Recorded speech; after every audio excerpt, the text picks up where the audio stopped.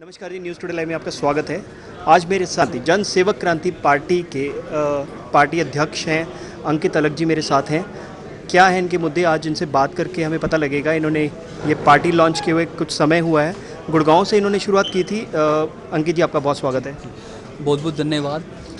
जैसा आपने हमारी पार्टी का नाम लिया, जैसा कि आपने देखा कि सभी लोग जनसेवक हैं और पढ़े लिखे लोग हैं। हर जन ने एक दूसरे की सेवा करने का ठाना और पढ़े लिखे लोगों ने आगे आने का ठाना, तो इसका मतलब एक क्रांति आई कि पढ़े लिखे लोग, बुद्धिजीवी लोग कम आते हैं राजनीति के अंदर। तो ये हमारे पार्टी का जो नाम है उससे साबित होता है कि अगर पढ़े लिखे लोग आगे तो क्रांति अब आएगी। आपने मुद्दों की बात की। देखिए, हम लोग जानते हैं कि एक मजबूत राष्ट्र तब बनता है जब उसकी आंतरिक रूप से वो मजबूत हो। आंतरिक समस्याएं क्या हैं? आज हमारे देश में बेरोजगारी, हमारे देश में महंगाई, हमारे देश में भ्रष्टाचार, स्वास्थ्य प्रणाली, शिक्षा प्रणाली, ये मुद्दे ही हैं हमारे देश में। हम हमेशा कहते हैं कि नया मुद्दा क्या है।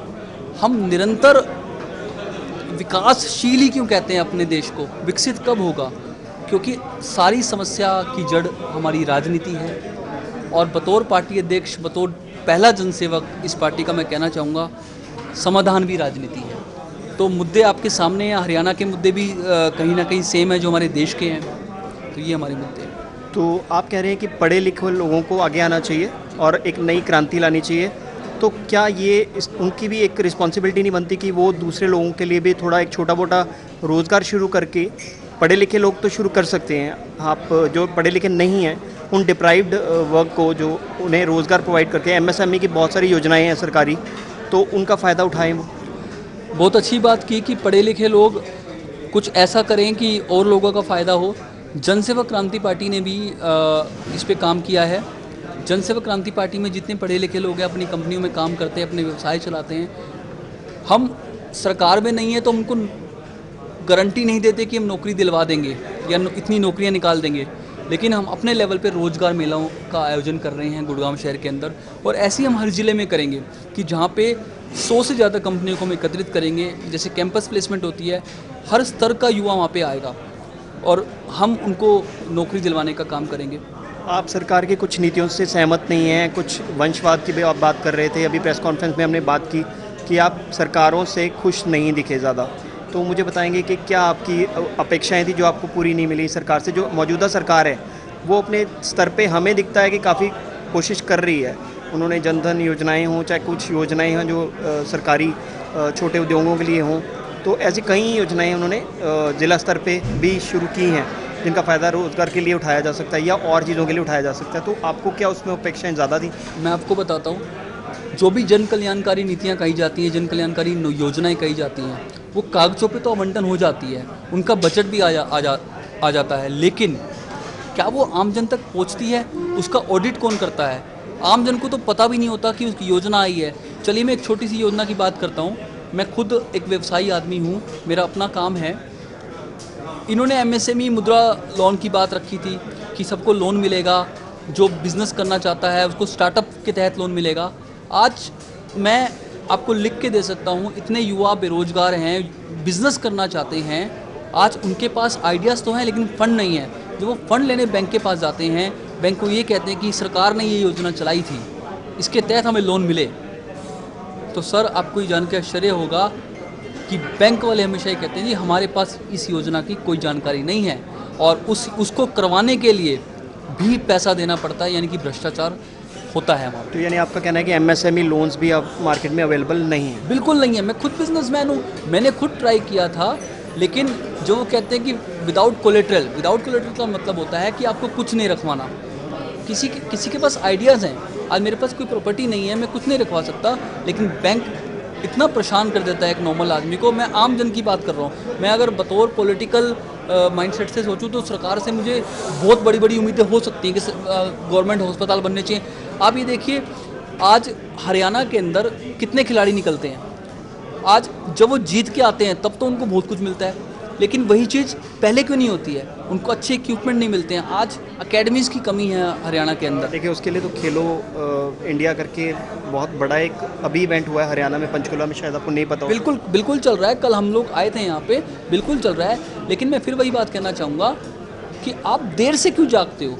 आप हर जिला में आप क्यों नहीं एकेडमी खोलते हो? चलिए इस सरकार ने थोड़ा जागा तो सही, मतलब पिछली काफ़ी सालों से 70 सालों से हम लोग सोए हुए थे, या इस सरकार से आपको फिर भी आपने नाराज़गी दिखाई थी कि धर्म की राजनीति हो रही है कुछ, तो उसके बारे में थोड़ा बताएंगे कि कैसे आपको लग रहा है कि धर्म की राजनीति हो रही है? जो आजकल की पत्थरबाजी की घटनाएं और उनको लेके आप कह रहे थे, या कुछ ऐसा? सब धर्म की राजनीति ऐसे हो रही है जिन मुद्दों पे हमें बात करने की आवश्यकता है।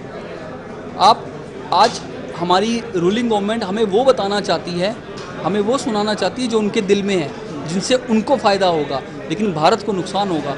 आप अभी रिसेंट केस देख लीजिए जो चल रहा है, मैं नाम नहीं लेना चाहूँगा, लेकिन कहीं ना कहीं आज भारत पीछे जा रहा है। आज अगर दंगा होगा, फसाद होगा, तो नुकसान किसका होगा? सरकारी संपत्ति का होगा। सरकारी संपत्ति का होगा मतलब हमारा होगा, क्योंकि हमारा उसमें पैसा लगा हुआ है। लेकिन वास्तविक मुद्दों पे कोई चर्चा नहीं करना चाहता। आप 2 करोड़ की बात की थी मोदी साहब ने जब 2014 में आए थे कि रोज़गार मिलेंगे, तो इस तरीके से अगर हर साल मिलने चाहिए तो 20 करोड़ हो जाते। सड़कें जो डिपार्टमेंट्स होते हैं सर, क्या आपको नहीं लगता कि वो सारे डिपार्टमेंट्स गवर्नमेंट के अंडर ही होते हैं? जैसे अगर हम रोड्स की बात करें, गडकरी जी उसके मंत्री हैं, अगर आप कहें तो राष्ट्रीय मार्ग तो काफ़ी अच्छी तरह से बन रहे हैं, जो हम खबरों में भी देखते हैं। तो अगर हम कहें तो वो भी तो रोज़गार देते ही होंगे, या फिर ऐसी कोई योजनाएं जो बनाई जाती हैं? कितनी सारी योजनाएं अभी भी थोड़े टाइम पहले मध्य प्रदेश में लॉन्च हुई हैं, मितन योजना है, ऐसी कई जो मज़दूरों के लिए योजनाएं आई हैं, तो उससे क्या आपको नहीं लगता कि रोज़गार मिलते होंगे उनको? सर आपको मैं एक एग्जांपल देता हूँ, मैं आपको तथ्य बताता हूँ। हरियाणा का ही खट्टर साहब ने 8357 घोषणाएँ की थी, उनमें से जो उनका मेरे पास डाटा है 5500 समथिंग पूरी हुई हैं। और आज आप ऐसी घोषणा करते हो जो जिसका परिणाम आपको 20 साल बाद आएगा, तो वैसा नहीं करना चाहिए। आप ऐसा करो कि आपकी जो मौजूदा सरकार है, आपने दुष्यंत चौटाला जी मुख्यमंत्री हैं हमारे, उन्होंने 75% की हिस्सेदारी की आरक्षण की बात की थी लोगों की, जो युवाओं को रोज़गार मिलेगा। आप खुद देखें, आप उनको अवसर क्यों नहीं देते हो? स्किल डेवलपमेंट कोर्सेज क्यों नहीं चलाते हो? आप उनको फिर वही मजबूर बना रहे हो कि ठीक है जी, आज कंपनियां भाग रही हैं हमारे यहाँ से, कंपनियां पलायन कर रही हैं हरियाणा से। ऐसे अवसर पैदा करो कि और कंपनियां यहाँ पे आए। तो कुल मिला के देखिए, इस 100 बातों की एक बात है, हमारी राजनीति में समस्या है।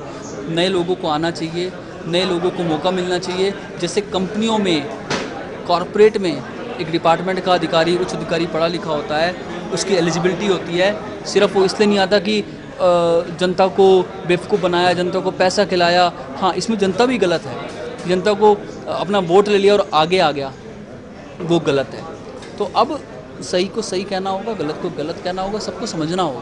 अंकित जी, आप कहते हैं कि पढ़े लिखे लोगों को आगे आना होगा, तो आपने +2 रखी है, इसकी मिनिमम क्वालिफिकेशन जो आपकी पार्टी ज्वाइन करना चाहे, मैं सही कह रहा हूँ या गलत? जी जी जी, बिल्कुल सही कह रहे हो। लेकिन इसमें बुद्धिजीवी की जब बात आती है तो ज़रूरी नहीं है कि डिग्री से या किसी के सर्टिफिकेट से उसकी समझ को आंका जाए। हो सकता है कोई 8वीं क्लास का व्यक्ति हो, वो इतनी अच्छी बात कर जाए कि जो MBA होल्डर भी ना कर पाए। तो लेकिन अपनी ही बात को हमने नकार रहे हैं। हमने हमने संगठन में आने के लिए नहीं रखा, हमने पार्षद की उम्मीदवारी के लिए रखा है। जो हम नगर निगम पार्षद का चुनाव लड़ेगा, उसकी 12वीं इसलिए रखी है मिनिमम क्वालिफिकेशन, क्योंकि उसमें काफ़ी कागजों का काम होता है। उसको खुद को भी पता होना चाहिए कि प्रशासन काम कैसे करता है। तो आपके सारे पार्टी के जो उम्मीदवार हैं, मेरा ये आखिरी क्वेश्चन है आपसे, क्या वो मादा रखेंगे सही को सही और गलत को गलत कहने का? जैसे कि कुछ पार्टियां, आम आदमी पार्टी भी इसी वादे के साथ बाहर आई थी, और आज कई जगह पे हमें कुछ लगता है कि वो ठीक है, कई जगह पे लोगों को लगता है कि उनकी राय थोड़ी सी बदल गई है। देखिए, हमारी पार्टी में जो अभी तक हमारे संगठन में लोग जुड़े हैं, आपने देखे हैं, वो इतनी हिम्मत रखते हैं कि सही को सही कहेंगे, गलत को गलत कहेंगे। मैंने एग्जाम्पल दिया था, अगर हमारी पार्टी में भी कोई गलत काम करेगा, शीर्ष नेतृत्व भी गलत काम करेगा, तो हमारे कार्यकर्ता को भी अधिकार है कि उससे सवाल कर सके। और बाकी आगे वक्त बताएगा जैसे पार्टी आगे बढ़ेगी। बहुत बहुत धन्यवाद। चलिए, ये थे जी अंकित अलग जी, जो कि हैं जन सेवक क्रांति पार्टी के अध्यक्ष। गुड़गांव से आते हैं, लेकिन पूरे हरियाणा की खबर रखते हैं। इन्होंने कुछ डेटा भी तैयार किया है, जो कि अलग अलग स्तरीय जिले लेवल का है। इनसे दोबारा बात करेंगे जब ये किसी पद को लेंगे, आसीन हो जाएंगे, या कुछ जीत के आएंगे, या इनका कोई उम्मीदवार आगे आएगा। तब इनसे पूछेंगे कि इन्होंने क्या सच में कॉन्क्रीट कदम उठाए जो ये कह रहे थे आज हमसे जीतने से पहले। तो देखते रहिएगा न्यूज़ टुडे लाइव, और अगर आपको ये वीडियो पसंद आया हो तो इसको लाइक, शेयर और सब्सक्राइब जरूर कीजिएगा हमारे चैनल को। तब तक के लिए नमस्कार।